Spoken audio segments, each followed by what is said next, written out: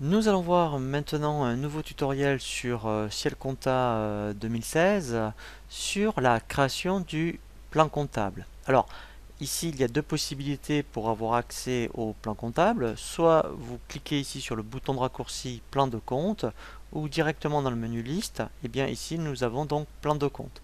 Donc là, ici, en fait, on obtient cette présentation. Donc, première chose, à gauche, vous avez ce qu'on appelle toutes les classes. Donc ça, c'est vraiment très intéressant puisque c'est très clair en termes là, vous voyez, de visibilité. Donc là, dès qu'on veut aller dans une classe, vous voyez, si je veux aller sur les immobilisations, je clique sur la classe 2 et là, j'ai accès, je dirais, à tous les comptes de la classe 2. Et ici, après, avec la fonction rechercher, eh bien, soit on tape, je dirais, les premiers chiffres, je dirais, des comptes, soit on peut taper des libellés. Admettons, si je tape terrain, c'est un exemple, eh bien, il va me donner, vous voyez, tous les comptes des IMO ou, admettons, ici je vois terrain. Alors ça c'est intéressant, surtout quand on verra les comptes de la classe 6 et 7.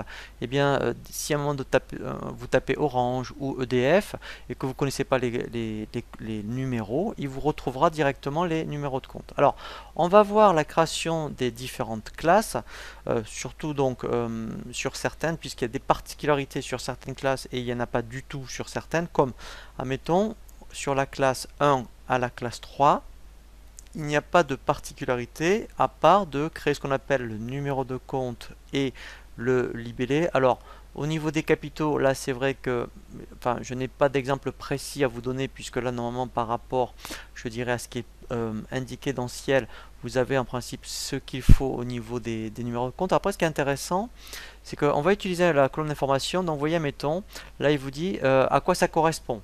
Alors, c'est vrai que donc sur les comptes de la classe 1, c'est pas significatif, mais vous verrez sur certaines classes, quand vous aurez information, c'est intéressant de le lire, comme ça au moins ça va vous orienter sur la création des comptes. Donc moi je vais faire exprès par exemple, parce que là je sais que ça va vous concerner, de créer des comptes de la classe 2 pour vous montrer des exemples. Vous avez forcément, mettons, un ordinateur, du mobilier de bureau, peut-être donc une voiture. Et bien en fait tout ça, ce sont ce qu'on appelle des immobilisations, donc les comptes de la classe 2. Et au niveau des comptes de la classe 2, par défaut, quand on a un plan comptable, eh bien, en fait, si je tape, admettons, alors là, c'est vrai qu'il faut connaître un peu le plan comptable, si je tape la racine 218, vous allez voir, il va me donner, vous voyez, matériel de bureau et informatique. Donc, lui, il me dit que cette classe et ce 218 et ce numéro de compte 218-300, ça concerne vraiment toute cette partie-là. Donc, quand vous avez plusieurs ordinateurs, hein, si vous êtes un revendeur informatique où vous distinguez pardon, les ordinateurs, des imprimantes, etc., eh bien on va créer autant de 218-300 que vous avez éventuellement de type d'ordinateur. Alors je précise bien, c'est un exemple. Ce n'est pas du tout, je dirais, de la science infuse, hein, où je dis il faut faire exactement ce que je vous montre.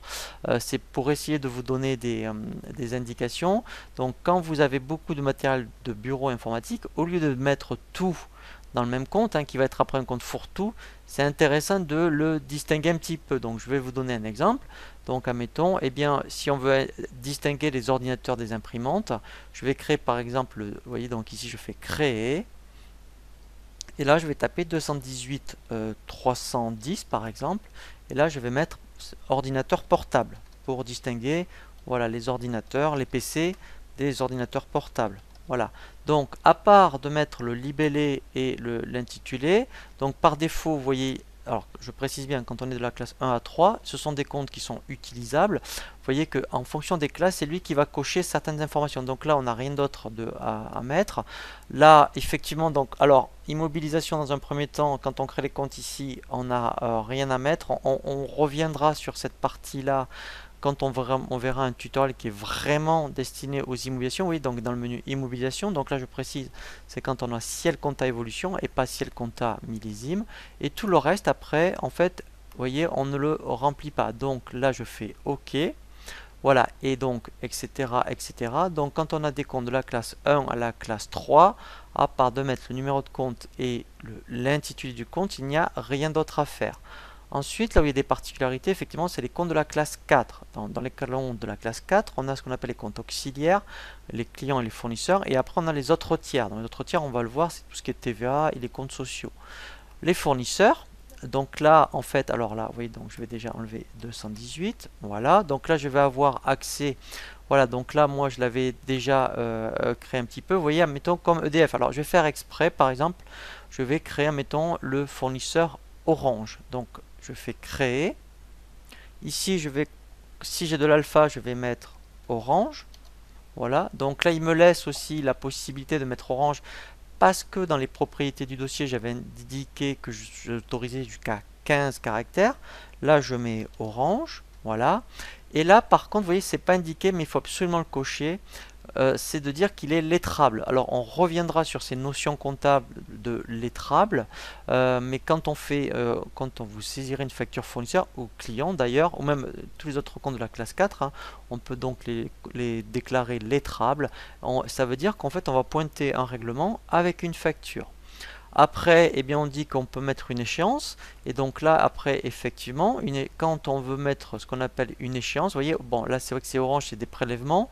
Mais moi, je vous conseille, quand vous êtes dans l'onglet fournisseur, alors, vous pouvez mettre les coordonnées si vous voulez.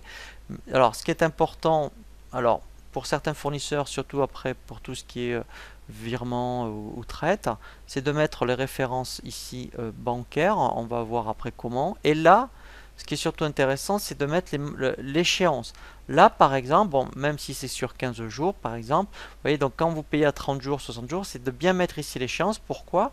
Parce qu'au moins, si dans le fournisseur vous avez mis l'échéance, quand vous allez saisir une facture, l'échéancier va se faire tout seul et vous aurez donc sur les tableaux de bord systématiquement tous les fournisseurs avec les dates à laquelle vous devez les régler et pareil pour les clients. Donc là, par exemple, je peux dire, mettons, c'est à 15 jours. C'est un exemple, hein. Voilà, donc c'est surtout pour vous apprendre à gérer un échéancier. Voilà, donc là il me dit, voilà, ça sera, mettons, le 10 septembre. Voilà, donc ça c'est vraiment très important. Voilà, donc là après bon, on peut mettre le contact, pourquoi pas. Voilà, mais ce qu'il faut surtout mettre, hein, c'est effectivement ici de bien dire, en mettant au moins l'échéance, et après effectivement on peut mettre aussi le mode de paiement. Mais voilà, le plus important c'est l'échéancier, dire que dans l'option il est lettrable. Voilà, donc ça, alors on l'a vu, vous voyez, donc pour les fournisseurs. Vous avez le même principe après pour les clients. Donc là, si je fais, voilà, je vais l'appeler, mettons, Martin. Voilà, ici je mets Martin, voilà, l'intitulé. Pareil, je veux dire qu'il est lettrable. Et ensuite, donc là, après, ici, ce que je vais indiquer, après, donc ici dans client, donc là, c'est intéressant de mettre les coordonnées, puisqu'on verra après pour les lettres de relance.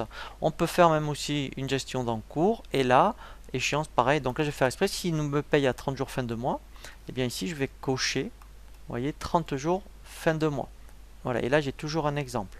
Donc ça, c'est très très important. Voilà, et là, vous voyez, j'ai un onglet supplémentaire.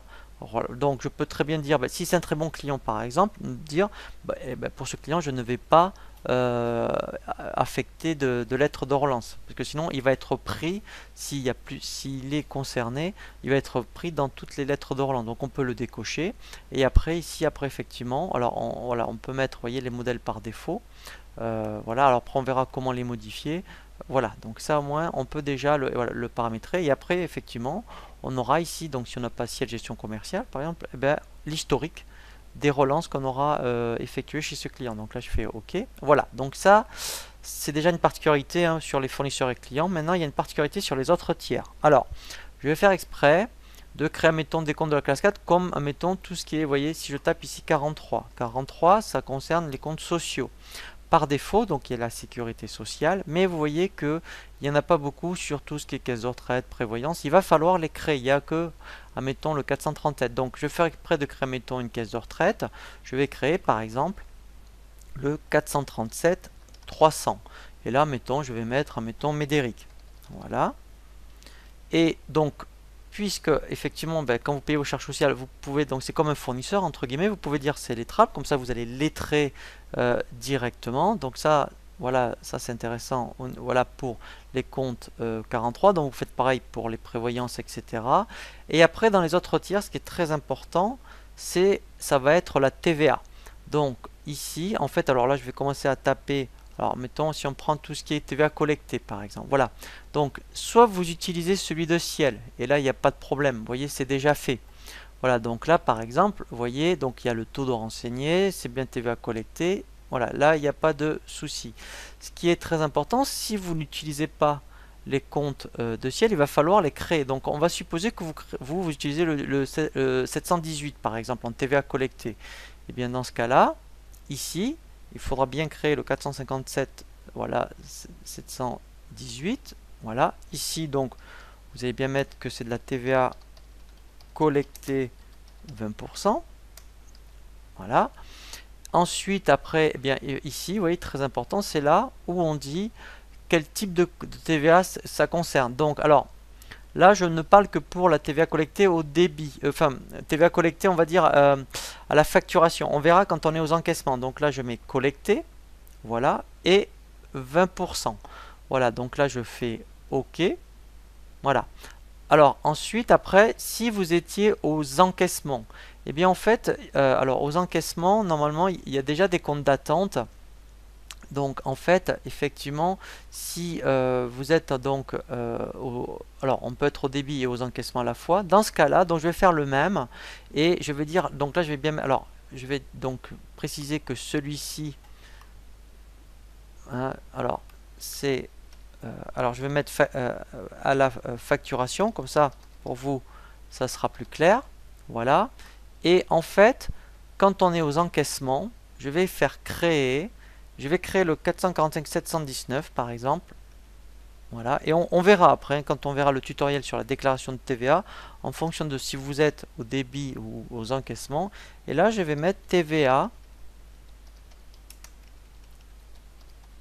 voilà, collecté 20%, voilà, aux encaissements. Et là, ce qui est très important, donc là il a bien mis 20%, ici, vous voyez, ça va être de la TVA en attente. Voilà, donc on verra après, hein, quand on verra la déclaration de TVA, vraiment quand on est aux encaissements. Au début, elle ne va pas s'afficher, être en attente, et c'est quand on va faire les règlements, il va la basculer d'en attente directement la TVA collectée. Dans ce cas-là, si vous voyez, j'ai fait exprès de créer le 451 718. Si vous voulez que vous, sur votre déclaration de TVA, ça s'affiche bien, donc dans ce cas-là, il faut aller dans le menu Dossier, Paramètres, TVA. Voilà. Et quand on est dans État de TVA, ici, il faut bien penser à dire je n'utilise pas le 717, voyez, mais j'utilise, admettons, le 718. Alors pour l'instant, je vais laisser le 717 pour continuer après mes exemples, hein, mais quand on verra la TVA aux encaissements, et bien ici, si je laisse 717, en fait après il ne se passera rien. Voilà, donc le 718, si vous utilisez celui-là, si vous utilisez les comptes de ciel, vous ne faites rien, hein. Voilà, on est d'accord. Voilà, donc ça c'est vraiment très très important, cette précision, lorsque vous êtes aux encaissements. Dans les autres tiers, il faut vraiment y faire très attention.